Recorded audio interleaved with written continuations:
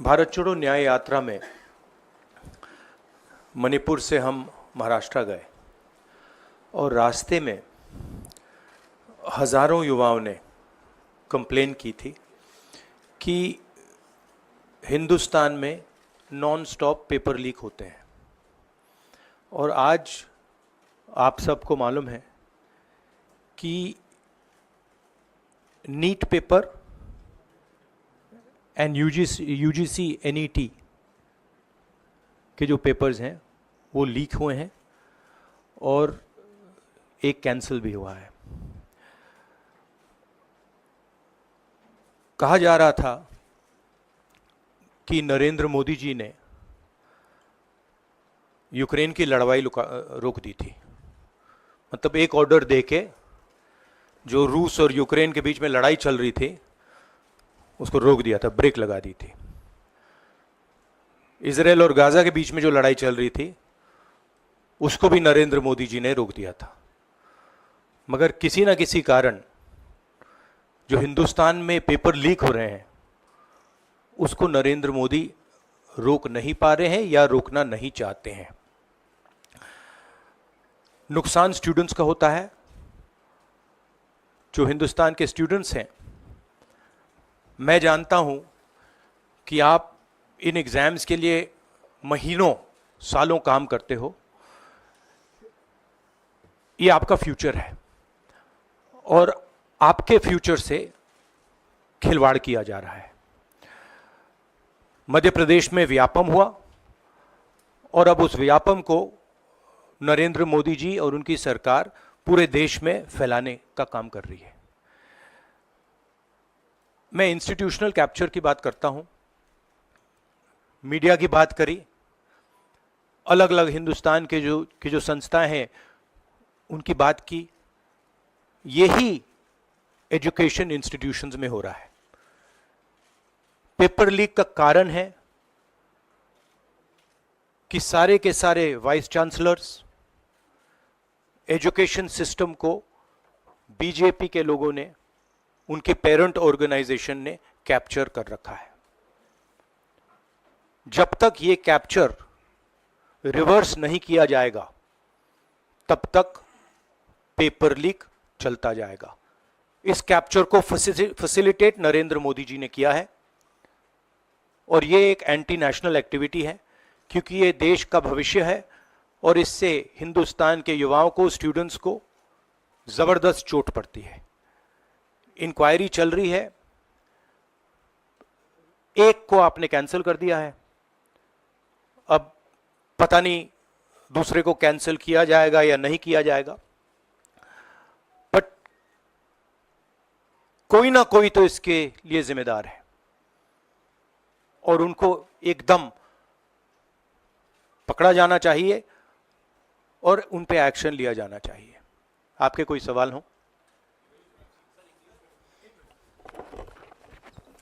साथियों, मैं गुजारिश करूंगा सवाल आपके इसी विषय पर।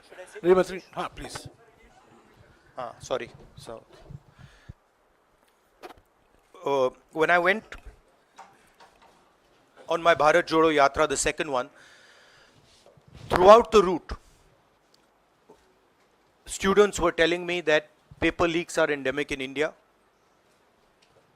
They study, they work hard, honest students suffer, and students who want to cheat benefit. And this was repeated again and again and again and again. Now we are seeing an expansion of the idea of Vyapam across the country. BJP states have had to deal with this. Uttar Pradesh has had to deal with this. Madhya Pradesh has been a center of this. Gujarat has been a center of this. And now they have expanded this idea to the rest of the country. This is extremely damaging to students, and it's happening because all our institutions have been captured. Our vice chancellors are placed not based on merit, but because they belong to a particular organization.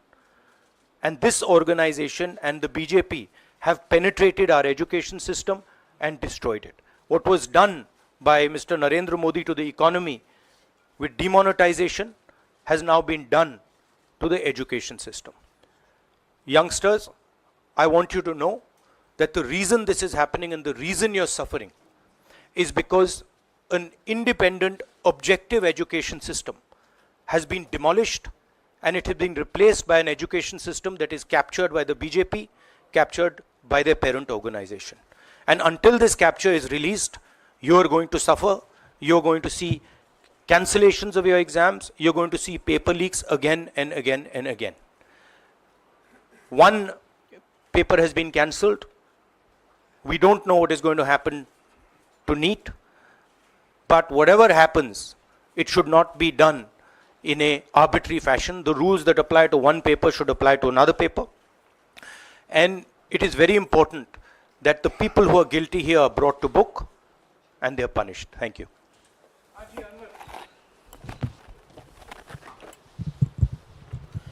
Sir, सोमवार से संसद का सत्र शुरू हो रहा है, तो क्या आप निजी तौर पर लोकसभा में इस विषय को उठाएंगे और आप यह मांग करेंगे कि प्रधानमंत्री मोदी खुद सदन में आकर जवाब दें इस विषय पर, क्योंकि ये छात्रों के भविष्य से जुड़ा विषय है? हाँ, बिल्कुल, सिंपल क्वेश्चन. हाँ, उठाएंगे, पार्लियामेंट हाउस में उठाएंगे.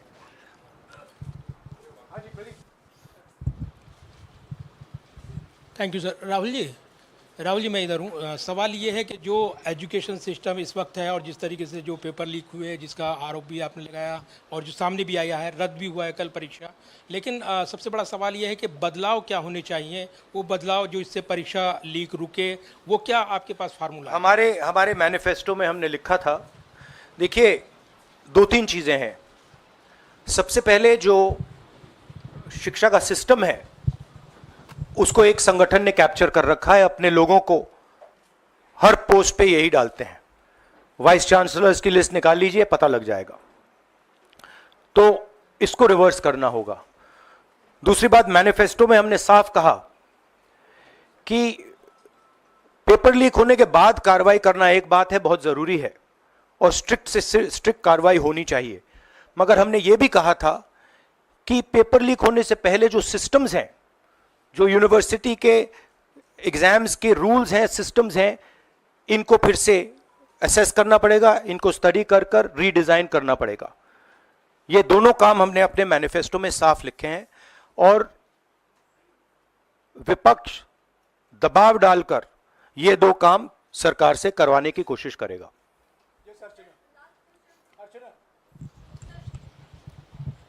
Rahul, do you think so? This is a education emergency, and till now, what is the stand? Government ने जितना भी stand लिया, do you satisfied with that stand? और सर मेरा दूसरा सवाल भी है, जिस तरीके से आप आज स्टूडेंट से मिल रहे हैं, आज let me answer the question. See, there is a huge pressure on our students, and the pressure comes from a number of directions. The first direction is the large scale unemployment that is there in the country. Everybody understands it, everybody knows it, and one of the reasons the government suffered in this election was that all youngsters believe that Mr. Modi is incapable of solving the employment problem. So that's the first thing. Second thing is there's huge pressure because of this, and there are very few avenues for students. In all areas, right? So you've cut off the job avenue. Now you're cutting off the exam avenue. You're saying, you can take an exam, you can study, you can work as hard as you want. On the last date, we're going to tell you that the exam is cancelled. So, that avenue is also shut. You've shut avenues like Agniveer. You've shut avenues like the public sector. So the youth of India have nowhere to go. It doesn't matter whether you're an IIT graduate, IIT student, or you're trying to join the army. The youngsters in India simply have no way through. And it's not just a educational crisis. It's a crisis in pretty much every sphere that we are facing. Now, before the elections, it was very clear that there was massive control of the media, massive control of the other institutions, so people were quiet. Now people are very clear that we are sitting on a disaster and we've got a government that is crippled, cannot do the job. It's literally walking around on one leg, right? So, yes, it's a crisis. It's a profound national crisis. It's an economic crisis. It's an educational crisis. It's an institutional crisis. So, but I don't see any response. I don't even see the capability of a response. Right? So. हाँ नहीं 1 second. Bihar का भैया हमने कहा है कि inquiry होनी चाहिए और जो भी जिन्होंने भी पेपर लीक कराया है उनके खिलाफ कार्रवाई होनी चाहिए. राहुल जी, चूंकि ये मामला नेशनल लेवल पे भी एग्जाम्स में हो रहा है, स्टेट लेवल्स में भी एग्जाम्स में कई जगह इस तरह के पेपर लीक की घटनाएं होती है और करोड़ों छात्रों का जीवन अधर में लटक जाता है. आपको लगता है कि एक सख्त कानून बनाने की जरूरत है संसद में कि इससे निपटने के लिए? कैसे होगा, क्योंकि छात्रों का जीवन नहीं, बर्बाद हो जाता है. सख्त कानून आफ्टर द फैक्ट है, वो होना चाहिए.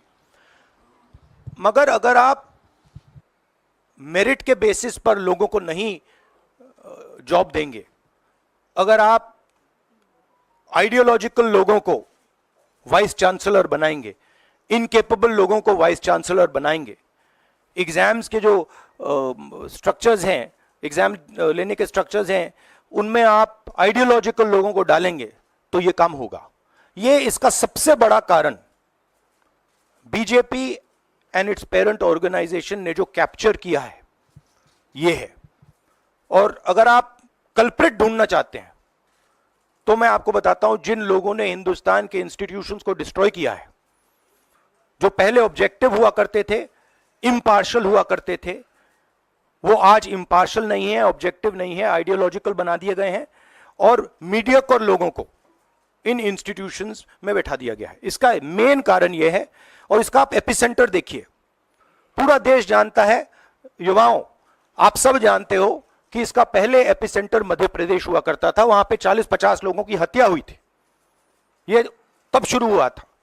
आप जानते हो कि गुजरात में, उत्तर प्रदेश में और मध्य प्रदेश में इन चीजों का एपिसेंटर है. और आप ये भी जानते हो कि बीजेपी के लोग कहते हैं कि हमारी लेबोरेटरी मध्य प्रदेश और गुजरात है. तो लेबोरेटरी से यह काम शुरू हुआ है और अब यह काम देश में फैल रहा है और आपका इससे नुकसान हो रहा है. जब तक यह रिवर्स नहीं किया जाएगा, जब तक हिंदुस्तान के इंस्टीट्यूशंस इनके हाथों से नहीं छीने जाएंगे और इफेक्टिव, ऑनेस्ट, इम्पार्शल लोगों के हाथ में नहीं जाएंगे, तब तक यह होता रहेगा. और मैं आपको बता रहा हूं, जब तक बीजेपी रहेगी यह बढ़ता जाएगा.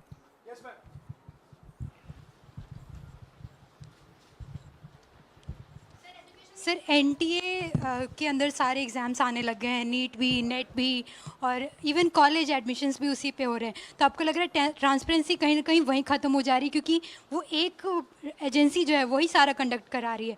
तो आपने पार्लियामेंट में इस मुद्दे को उठाने को सोचा है कि एनटीए को कहीं ख़त्म करने की ज़रूरत है या बदलाव करने की ज़रूरत है? नहीं, देखिए, अगर हिंदुस्तान में बहुत सारे ऑनेस्ट लोग हैं, बहुत सारे ऑब्जेक्टिव लोग हैं, अगर ऑब्जेक्टिव लोगों को, ऑनेस्ट लोगों को आप ये काम दोगे, पेपर लीक नहीं होगा. अगर आप मीडियोकर लोगों को राजनीतिक बेसिस पे, आइडियोलॉजिकल बेसिस पे चुन के करोगे तो ये काम होगा. और ये मैं कह रहा हूं, दोहराता जा रहा हूं कि हर हिंदुस्तान की हर संस्था को कैप्चर कर रखा है. लीगल सिस्टम को, ब्यूरोक्रेसी को, इंटेलिजेंस एजेंसीज को, इन्वेस्टिगेटिव एजेंसीज को, एजुकेशन सिस्टम को.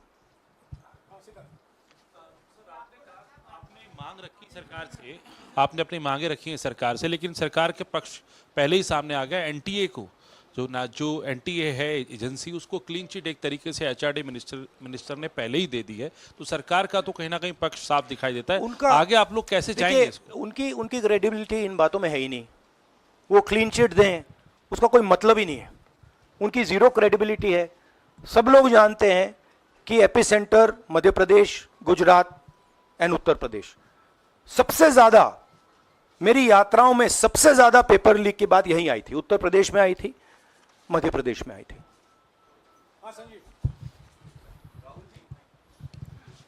Rahul ji, NTA has conducted one test and which has been cancelled. The other is under doubt, and the court is looking into it.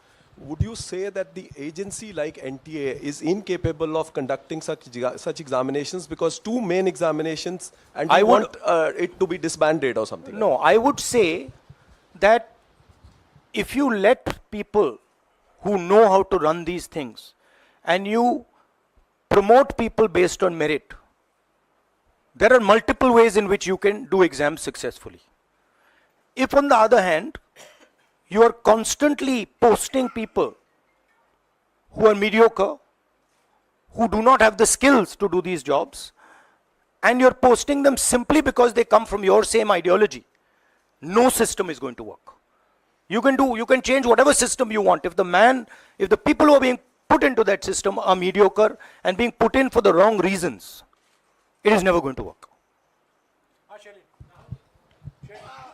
Sir, Last question. Sir, NEET, specifically on NEET examination, there is of course an investigation that is going on, but the scheduled counselling session is not been delayed. It is going to happen as per schedule. So do you think that this is a mere eyewash when it comes to the investigation, saying that investigation bhi ho rahi hai, but then they are not delaying the Look, session? they can eyewash whatever they want, but they are going to get such pressure from the opposition that they're going to think twice about whatever they're doing.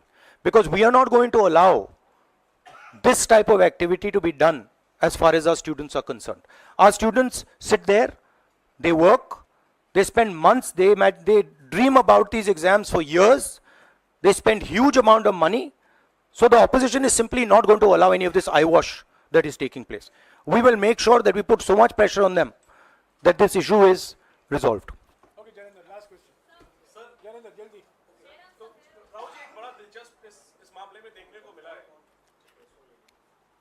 तो इसी विषय पर इस मामले में एक अजीब स्थिति है कि जो आरोपी हैं पटना में वो स्वीकार कर रहे हैं कि उनको पेपर पहले मिल गया था, यानी सीधे सीधे पेपर लीक का केस है और सरकार की तरफ से पहले तो क्लीन चिट दे दी गई, पेपर लीक से इनकार कर दिया गया और अब बिल्कुल रेडियो साइलेंस है।